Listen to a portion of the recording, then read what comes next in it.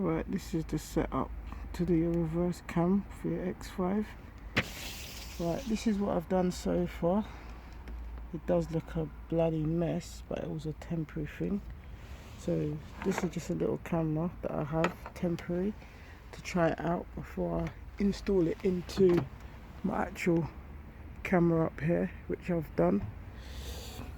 Right, so you have your parking sensor light that I've connected it onto.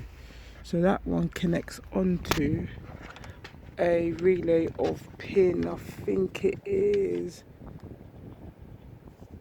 85. So if we go back to the diagram, we have pin 85 connects to our car reverse light, but I haven't used that.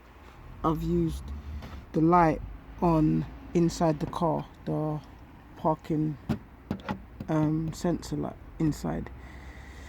So you have all your ground is linked up, so your 86 is linked on your relay as well. Your 30 is also linked on your relay, and your 10 is linked on your relay, and all of that picks up a feed onto, it's kind of hard to get to, picks up a feed on pin 10 on, it's the blue pin. Once all's correctly wired like this, I'm telling you it will work. I'm just gonna go give you a demonstration.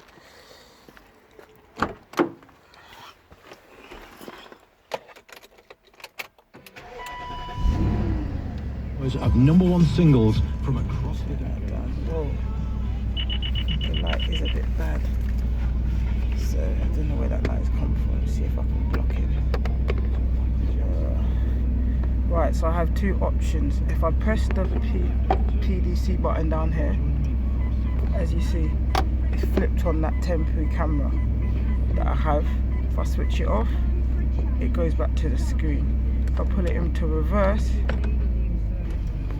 it goes onto the screen. As you see, when I come out of reverse, it will still be there because the PDC light is on. As soon as that PDC light goes off, it will go back to normal. Give it some time.